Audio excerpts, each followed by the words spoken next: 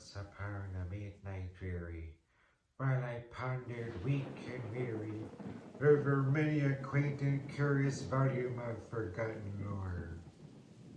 While I nodded, nearly napping, suddenly there came a tapping, as of someone gently rapping at my chamber door. "'Tis some visitor," I muttered, "tapping at my chamber door. Only this and nothing more." Ah, distinctly I remember. It was in the bleak December, and a separate dying ember wrought its ghost upon the floor. Eagerly I wished the morrow, vainly I had sought to borrow from my books surcease of sorrow, sorrow for a lost Lenore. Oh, the rare and radiant maiden, whom the angels name Lenore, nameless here forevermore. In the silken, silent, certain rustling of each purple curtain, thrill me! Fill me with fantastic terrors never felt before! So that now, to still the beating of my heart, I stood repeating, "'Tis some visitor entreating entrance at my chamber door." Some late visitor entreating entrance at my chamber door. This it is, Clarice, and nothing more. Presently my soul grew stronger, hesitating then no longer. "Sir," said I, "or madam, surely your forgiveness I implore.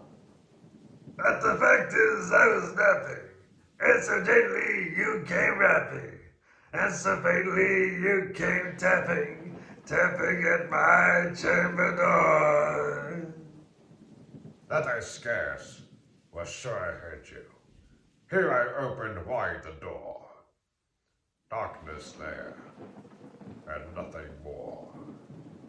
Deep into the darkness peering, long I stood there, wondering, fearing, doubting, dreaming dreams no mortal ever dared to dream before. But the silence was unbroken, and the stillness gave no token, and the only word there spoken was the whispered word, Lenore. This I whispered, and an echo murmured back the word Lenore. Merely this and nothing more. Back into the chamber turning, all my soul within me burning. Soon again I heard a tapping, somewhat louder than before. "Surely," said I, "surely that is something at my window lattice. Let me see then what there it is, and its mystery explore." Let my heart be still a moment, and this mystery explore. 'Tis the wind, brother, and nothing more. Open here I flung the shutter, when, with many a flutter, in there stepped a stately raven of the saintly days of yore. Not the least obeisance made he, not a minute stopped or stayed he. But great Scott, with mane of lord or lady, perched above my chamber door, perched upon a bust of Pallas, just above my chamber door. That's it, sat, pray, and nothing more. North! Then this ebony bird, beguiling my sad fancy into smiling, sabi, by the grave and stern decorum of the countenance it wore. Though thy grace be shorn and shaven, thou, I said, art Sherlock Raven, ghastly grim, ancient raven, wandering from the nightly shore. Tell me what thy lordly name is on the night's Plutonian shore. Quoth the raven, nevermore. Much I marvel this ungainly fowl to hear discourse so plainly, though its answer little meaning, little relevancy bore. For we cannot help agreeing that no living human being ever yet was blessed with seeing bird above his chamber door. Bird or beast upon the sculptured bust above his chamber door, with such a scrumptious name as Earl, nevermore. But the raven, sitting lonely on that placid bust, spoke only that one word, as if his soul in that one word he did outpour. Nothing farther than he uttered, not a feather that he fluttered, till I scarcely more than muttered, other friends have flown before. On the morrow he will leave me, as my hopes have flown before. And the bird said, nevermore. Startled at his stillness, broken by reply, so aptly spoken. Doubtless, said I, what it utters is its only stock in store. Caught from some unhappy master, who, on merciful disaster, followed fast and followed faster, till his songs one burden bore. Ere the dangers of his hope, that melancholy burden bore. Answer, brother, oh, nevermore. Get her done. But the raven still beguiling all my fancy into smiling. Straight I wheel the cushioned seat in front of bird and bust and door.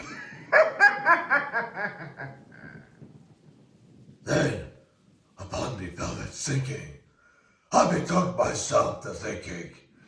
Fancy, unto fancy, thinking what this ominous bird of yore, What this grim, ungainly, ghastly, gaunt, and ominous bird of yore meant in croaking, nevermore.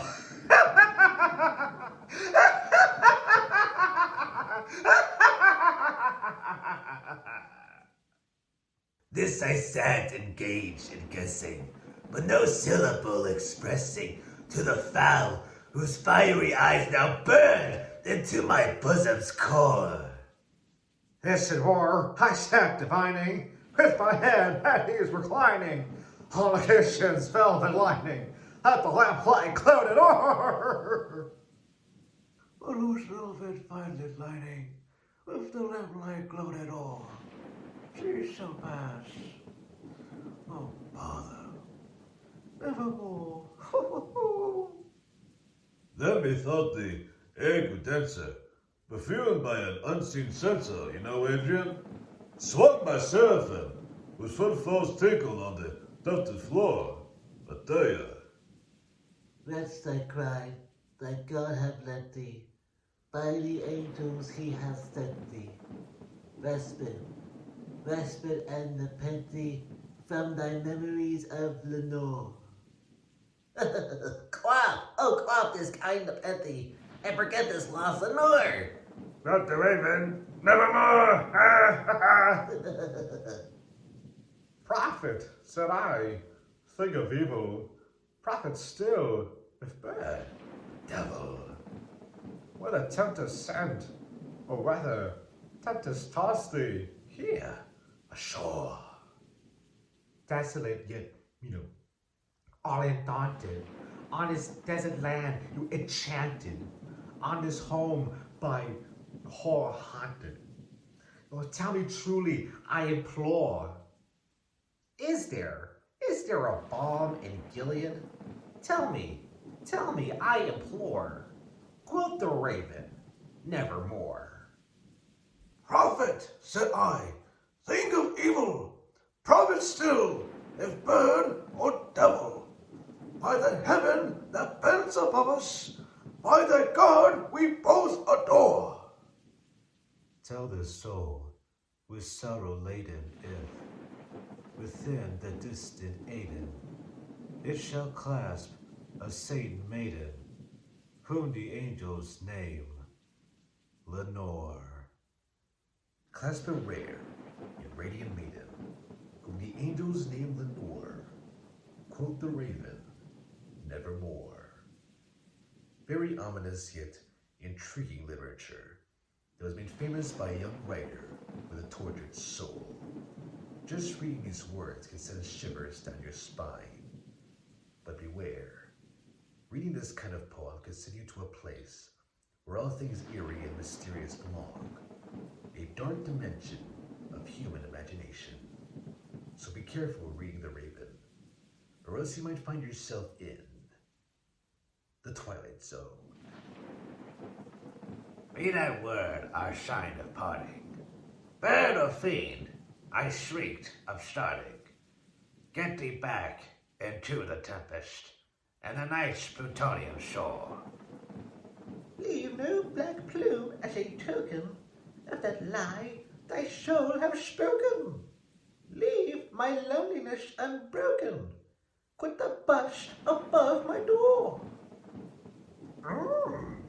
Take thy beak from out my heart, and take thy form from out my door.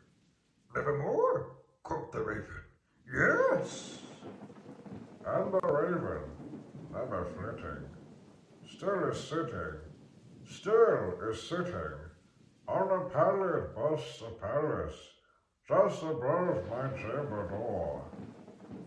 And his eyes have all the seeming of a demon's that is dreaming, and a lamp light over him streaming throws a shadow on the floor. And my soul from out that shadow that lies floating on the floor shall be lifted nevermore. All right, no more of that. No more floating off the ground crab. We don't want to relive season 4 of Stranger Things. You don't want to be going, Robin, wake up. I don't like this, Robin. Come on, wake up. No, my soul is gone. It's up in the heavens. It's up in the clouds. All right, my soul is gone. It shall be lifted, oh, nevermore. Good night, everybody.